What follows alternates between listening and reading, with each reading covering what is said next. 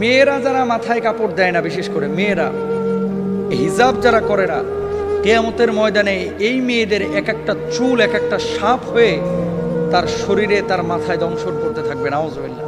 বড় কঠিন বিষয় ভাই। নামাজ পড়া ফরজ, রোজা করা ফরজ, হজ করা ফরজ, যাকাত দেওয়া যেমন ফরজ, পর্দা করা ছেলেদের এবং মেয়েদের তেমনই ফরজ।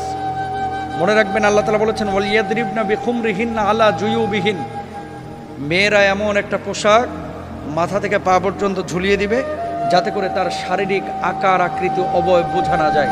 আজকে সামান্য একটু ফ্যাশন করার জন্য, নিজেকে জাহের করার জন্য, প্রেজেন্ট করার জন্য, মানুষের সামনে আমার সিল্কি চুলগুলোকে প্রকাশ করার জন্য আজকে আপনি যে পর্দার খেলাফ কাজটা করতেছেন, এই সিল্কি চুলগুলোই কিয়ামতের ময়দানে এক একটা ওই রাসেল ভাইপারের মতো আক্রমণাত্মক হয়ে যাবে।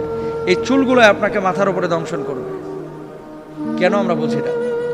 ছেলেরা এবং মেয়েরা দুপক্ষকে পর্দা করতে হবে, চোখটাকে অবনমিত রাখতে হবে। মেয়েদের পর্দা তো পুরো শরীর, আর ছেলেদের পর্দা হচ্ছে নাভি থেকে নিয়ে হাঁটু পর্যন্ত। এই অংশটা যদি এক চুল পরিমাণ কেউ খোলা রাখে, আল্লাহর আদালতে তারা দাঁড়াইতে হবে। তো মেয়েরা মুখমণ্ডল, হাতের তালু, পায়ের পাতা এগুলো বাড়ির মধ্যে খোলা রাখতে পারে, আর বাইরে চেষ্টা করবে পুরো হিজাব মেনটেন করে তার সৌন্দর্য যাতে করে প্রদর্শন না হয়। ছেলেরাও চক্ষুকে অবনমিত রাখবে, তার লজ্জাস্থানকে ঢেকে রাখবে।